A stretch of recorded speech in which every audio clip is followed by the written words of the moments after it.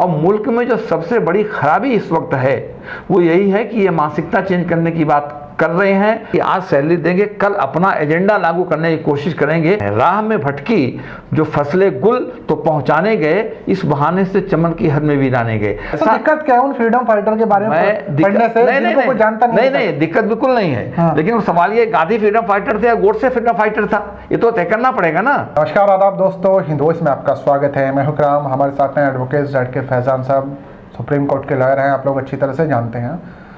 आप लोगों को अगर कोई सवाल होता है मन में तो नीचे कमेंट भी कर सकते हैं। सर, मैं आपसे बात करना चाहता हूं क्योंकि आप उत्तर प्रदेश से बिलोंग करते हैं, एक अच्छे खासे लीडर हैं, कई बार चुनाव लड़ा है। तो अभी सरकार जो 2.0 योगी जी आए हैं, इनके एक मंत्री हैं दानिश आज़ाद साहब। वैसे तो तमाम मिनिस्टर अपने अपने अलग अलग कामों के लिए जाने जाएंगे, लेकिन जो लाइमलाइट में रहता है वो रहता है मुस्लिम। उन्होंने पहले मुस्लिम को हटा के दूसरे मुस्लिम को ले आए। तो उन्होंने अभी वो जो पुराने वाले थे जो आते थे साहब, उन्होंने बहुत चापलूसी भी की, लेकिन उनको मौका नहीं दिया गया। तो ये दानिश आज़ाद साहब को ले आए हैं, अंसारी साहब हैं। तो उन्होंने कहा कि जो मदरसे चल रहे हैं तो उनके शिक्षकों को हटा दो, वो उस तरह की जो है एजुकेशन नहीं दे पा रहे हैं, राष्ट्रवादी एजुकेशन नहीं दे पा रहे हैं, सही से काम नहीं कर पा रहे हैं, मॉडर्नाइज करेंगे, कुछ आधुनिकता लाएंगे। तो वो कौन सी आधुनिकता है? और फिलहाल ये मदरसों पर ही सबसे पहले से नाम उभर के आधुनिकता कुछ नहीं है, सब बकवास है और बेकार की बातें हैं। जैसे आपने मुसलमानों का भला और आपको बेकार चीज लग रही है। कहेगा भला हो रहा है, भला कर रहे हैं वो दानिश साहब, मंत्री हैं। नहीं, वही तो सुनिए तो सही। मंत्री हैं, जैसे आपने कहा ना कि पिछले मंत्री ने बड़ी कोशिश की और तलवे तो चाटने का ये भी काम करेंगे, लेकिन ये भी आने वाले दिनों में आप देखिएगा कि कई पत्ता साहब होगा, कोई तीसरा पकड़ के आएगा जो इससे ज़्यादा खुशामद करे। वो तो छोड़िए, जहाँ तक मदरसे की बात आपने कही, मदरसे का मामला है कि जब मदरसे में को मॉडर्नाइजेशन, मदरसे के मॉडर्नाइजेशन के नाम पर वहाँ पर टीचर रखने देने की बात थी, उसकी सैलरी देने की बात थी, तभी मैंने उसको अपोज किया था और मैंने कहा था कि भाई आज ये सैलरी देंगे एक टीचर की, दो टीचर की, इससे ज़्यादा तो कहीं दिया नहीं। कहीं एक टीचर की सैलरी दी है, कहीं दो टीचर की दी है, और वो भी पूरे उसमें बकायदात चल रहे हैं, 6 महीने से साल भर की बाकी भी उसमें चली जा रही है। मगर मैंने कहा था कि आज सैलरी देंगे, कल अपना एजेंडा लागू करने की कोशिश करेंगे, उसके बहाने तो ये यही करने जा रहे हैं। राह में भटकी जो फसलें गुल तो पहुंचाने गए, इस बहाने से चमन की हद में भी लाने गए। अब वो कह रहे हैं कि आप मदरसों के अंदर जो है वो हिस्ट्री पढ़ाइए, मदरसों के अंदर जो है वो नेशनलिज्म का पाठ पढ़ाइए, फ्रीडम फाइटर के बारे में बताइए। वही तो ऐसा दिक्कत क्या है उन फ्रीडम फाइटर के बारे में पढ़ने से? जिनको कोई जानता नहीं, दिक्कत बिल्कुल नहीं है। लेकिन सवाल ये, गांधी फ्रीडम फाइटर थे या गोडसे फ्रीडम फाइटर था, ये तो तय करना पड़ेगा ना। हिस्ट्री को, तारीख को अपने ढंग से पढ़ाने की बात करेंगे। यही तो वो चाहते हैं ना कि हर जगह वो पहुंच करके कब्जा कर लें।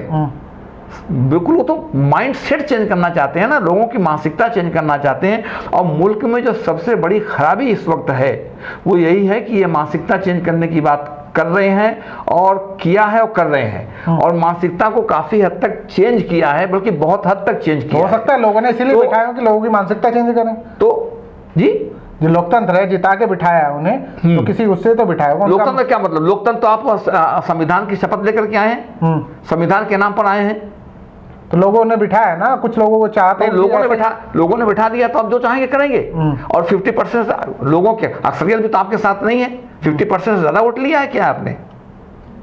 40%, 42%, 43% इस तरह का वोट लेना, कोई आप मजाटी का वोट भी आपके पास नहीं है। एक दूसरे आपके पास 60% वोट हो तो क्या मतलब हुआ? जमहूरियत में आप अगर पहुंच गए तो हमको जनता ने पावर दिया तो हम जो चाहेंगे करेंगे। ये मनमानी है। देश ऐसा चलेगा कि हिंदुस्तान के आईन से चलेगा। आप कॉन्स्टिट्यूशन को वायलेट करेंगे तो वैसे काम थोड़ी चलेगा।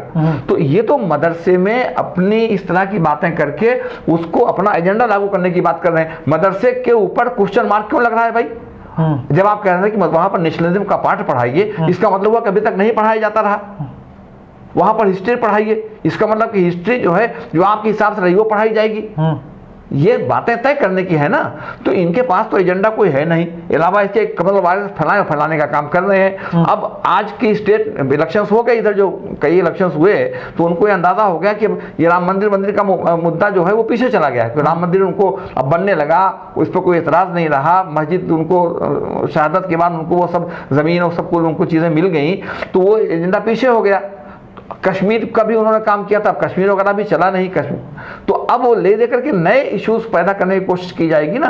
तो ये सब नए हैं, अब आकर के इनको अपनी कारकर्दगी दिखाएंगे। तो आ रहे हैं सर, कुतुब मीनार को भी कह रहे हैं विष्णु स्तंभ था, वो कुतुब मीनार को भी कह रहे हैं, वो तो मथुरा और वाराणसी पे तो लगे ही हैं। जब बाबरी मस्जिद का मसला चल रहा था तो ये कह रहे थे कि बाबरी मस्जिद आप दे दीजिए, इसके बाद मामला बंद हो जाएगा, क्लोज हो जाएगा, हम किसी पे कोई क्लेम नहीं करेंगे। और इसी के पेश नजर नसीमारा की सरकार ने एक एक्ट भी बनाया, रिलीजियस प्रेक्टिस एक्ट, तो अब उसको भी चैलेंज कर दिया है। मथुरा को में घुसने की कोशिश में लगे हुए हैं, बनारस में कुतुब मीनार का तो अभी रिसेंटली फिर बयान इनका आया है। इनकी लिस्ट में तो पता नहीं कितने इबादत गाह हैं भाई जो लेना चाहते हैं ये। तो ये सब नए नए इश्यूज को उठाते जा रहे हैं, उठाते जाएंगे, ये उठा रहे हैं। अभी देखिए एक बात सुन लीजिए, मुस्लिम पर्सनल लॉ बोर्ड के जनरल सेक्रेटरी ने एक बयान दिया था जिसमें उसने कहा कि हालात जो है 1947 और 1857 से ज्यादा खराब हो रहे हैं। तो उस पर बड़ा लोगों ने वावला किया कि साहब ऐसा कैसे कह दिया, 1947 के हालात आज नहीं है, 1857 के हालात आज नहीं है। बिल्कुल बिल्कुल, अगर आप एग्री कर रहे हैं उनकी बात? नहीं बिल्कुल की बात तो सुनिए, बिल्कुल, लेकिन पस मंजर देखिए ना। मैं जो बात कहना चाहता हूं, उस वक्त जो है वो एक फॉरेन पावर से हमारा मुकाबला था और मुसलमानों के खिलाफ वो बगावत को कुचलने के लिए एक एक्शन लिया था उन्होंने। और जब उन्होंने बगावत को कुचल दिया, इनकलाब हमारा इनकलाबी जो स्लोगन उठा था, जो इनकलाब बरपा हुआ था, उसको उन्होंने ख़त्म कर दिया, दबा दिया। और जाहिर चीज़ चूँकि मुसलमानों से उन्होंने सल्तनत ली थी, इसलिए मुसलमान उसके टारगेट पे थे। वो उन्होंने जब उसको कुचल दिया, बात खत्म हो गई, उसके बाद फिर मामला दूसरे हो गए और हम सब लोगों ने मिलकर के एक फॉरेन पावर से हमारा मुकाबला था, तो हालात दूसरे थे। आज 1947 में एक वक्ती मामला था, एक ऐसे सरचार्ज एटमॉस्फेयर में तमाम आना जाना हो रहा था, उसके अंदर जो बड़े बड़े शहर थे उसके अंदर कुछ इस तरह की वारदात हुए, बहुत सारे कत्लेआम हुआ, मतलब हज़ारों की तादाद में लोग मारे गए दोनों तरफ से, जो वहाँ से आ रहे थे, यहाँ से जा रहे थे, हिंदू मारे गए, मुसलमान मारे गए। वो तो एक लंबी कहानी है, लेकिन वक्ती मामला था। आज जो ये जहर बो रहे हैं, आज हालात, इसलिए मौलाना की बात में इस मामले में दम है। देखिए, कोई अल्फाज को मत पकड़िए। मौलाना ने जिस पस मंज़र में बात कही, जिस पर्सपेक्टिव में बात कही, जिस बैकग्राउंड में बात कही, जो उनके सामने एक सिनारियो था, उसमें जो उन्होंने बात कही कि उससे इससे हालात ज़्यादा ख़राब हैं, इसलिए ज़्यादा कत्ल गारतगरी की बात छोड़ दीजिए। वैसे 2000 लोग मार दिए गए थे गुजरात के अंदर, कितने दंगे हुए, मारे गए लोग, वो सब चीज़ें हैं, लेकिन उनको छोड़ दीजिए। नंबर आप उस नंबर पे जाएंगे तो वो हालात 1857 के और 1947 का मुकाबला आज के हालात से अभी नहीं कर सकते अभी।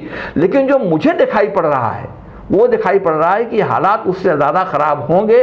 उस पस मंज़र में अगर नहीं बल्कि उन्होंने उसी पस मंज़र में उन्होंने बात कही होगी, तो ये बात सही अपनी जगह पर है। आज क्या है, उस ज़माने में तो आप 1947 की बात कीजिए या 1857 की बात कीजिए, तो ये हमारा जो उत्तर प्रदेश था, खासतौर पर शुमाली ये मगरबी उत्तर प्रदेश और हरियाणा का इलाका, पंजाब का, ये तमाम, और ये सब उसकी इज्जत पे थे। बंगाल वगैरह का जो था, क्योंकि वहाँ पे थे, अंग्रेज़ों का पावर में थे। लेकिन आज साउथ उससे अलग था। मेरा मतलब है कि वहाँ पर इस तरह के हालात नहीं थे। लेकिन आज जो ये बीज नफरत का बो रहे हैं, वो यूपी के बाद अब कर्नाटका इनकी आमाजगाह बन गया है और वहाँ पर से एक तरह से एक सेंटर बन गया है और वहाँ से तमाम फिरका परस्ती फैलाने का काम कर रहे हैं। तो आज कर्नाटका भी उसमें है। आज त्रिपुरा में क्या हुआ, भगवान लोगों ने जाकर के वहाँ हंगामा किया और हंगामाराई करने के बाद जो है वहाँ पर जो तरह के लोगों के मकानात जलाए गए, जो पुलिस खामोश तमाशाई बनी रही, बल्कि नारा लगाने में खुद शामिल रही, वो आपके सामने है। तो नॉर्थ ईस्ट को देख लीजिए, वहाँ पर भी ये आग लगा रहे हैं। आप कर्नाटक को देख लीजिए, कर्नाटक के बहाने वो पूरे शुमाली हिंदुस्तान को अपने उसमें, गोवा भी अपने उसमें ले रहे हैं, गुजरात तो है ही, तो पूरे हिंदुस्तान में नफरत आग फैला रहे हैं। ये नफरत आग जो फैला रहे हैं और ये लोगों के जहन को परागंदा कर रहे हैं। मैं बताऊं आपको वो क्या रहा है, न महंगाई, बेरोजगारी, ये वो कोई चीज नहीं। एक ये जो अफ्यून दे दिया है ना। मैं एक दुकान पे राम साहब खड़ा हुआ था और सामान ले रहा था, तो एक उसने कुछ सामान मांगा हमारे बगल में जो था, तो उसने सामान दिया, तो उसने देखते ही उसने कहा कितना हुआ, उसने कुछ पैसा बताया, उसने कहा अरे बहुत दाम बढ़ गए। तो एक आध लोग खड़े तो हाँ दाम बहुत बढ़ गए, तो बोले दे रहा है और बहुत दाम बढ़ रहा है कह रहा है, मगर कह रहा है कि अब क्या करेंगे, ये साहब जो जंग हो रही है ना, यूक्रेन की और रशिया वगैरह की, तो इसमें तो अब दाम तो बढ़ने हैं और भी देखिए और बढ़ेगा। अब ये बात कहाँ से आई? मोदी जी ने इलेक्शन जीतने के दूसरे दिन जो अपनी पार्टी का जो सेंट्रल ऑफिस दिल्ली में है, जहां जश्न मनाया था और जाके तकरीर की थी, उसमें इन्होंने कह दिया था कि भाई अब जंग, देखिए दुनिया में जंग फैली हुई है, उसके भी असरात मुरत्तब होंगे। वो जुमला उसके कान में टकराया हुआ है, उसी से वो इसको अपना नतीजा ऊपर से नीचे तक पहुंचे, वो ऊपर से नीचे तक।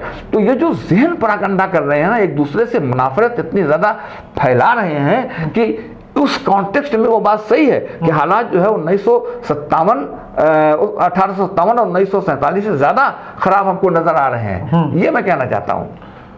बहुत बहुत शुक्रिया सर, आपने हमारी बात मदरसे से शुरू हुई थी और पूरे देश के हालात पर नज़र रखी सर ने।